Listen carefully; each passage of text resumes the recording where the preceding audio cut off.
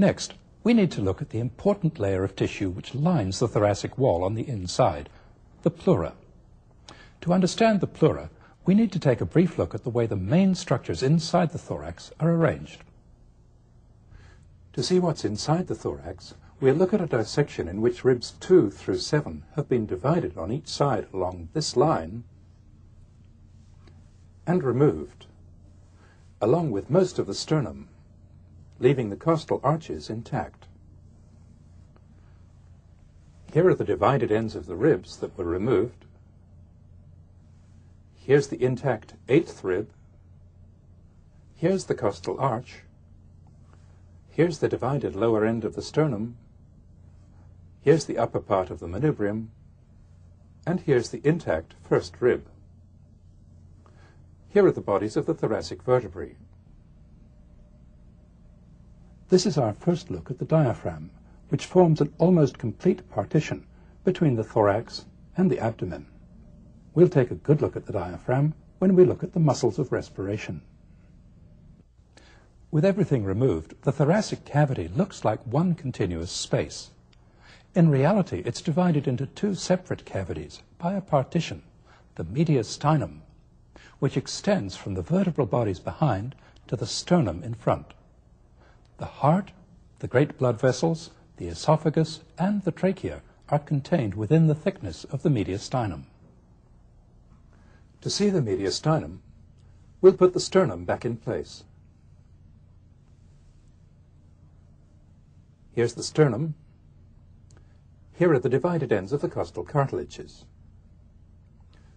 This is the mediastinum. This is the hilum, or root, of the lung. This glistening layer of smooth lining tissue is the pleura, also called the pleural membrane. It forms a complete lining for this cavity, which is called the pleural cavity. Here, the pleura is reflected off the vertebral bodies and onto the mediastinum. Here, behind the sternum, the pleura continues round onto the front of the chest wall.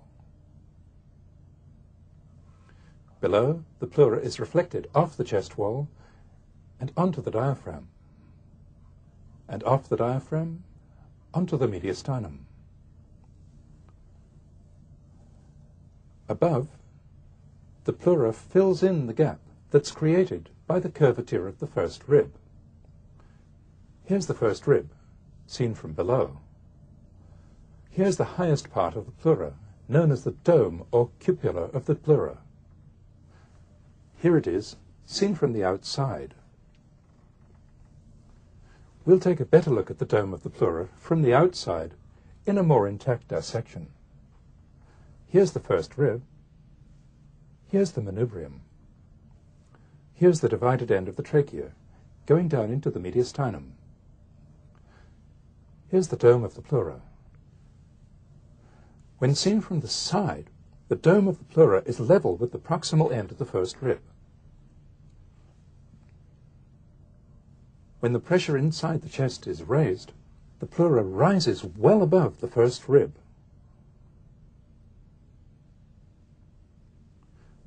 So far, we've been looking at the right side. The left pleural cavity is similar, except that the heart, enclosed here within the pericardium, projects into it. In the living body, the pleural cavity on each side is completely filled by the lung, which will add to the picture.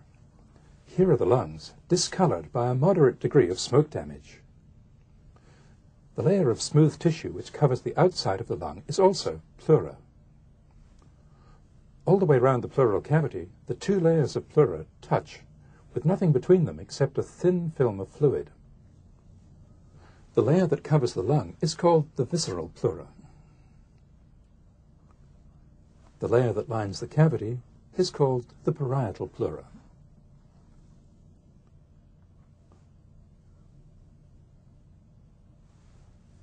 The 2 layers of pleura, the parietal and the visceral, are continuous with each other here, around the hilum of the lung.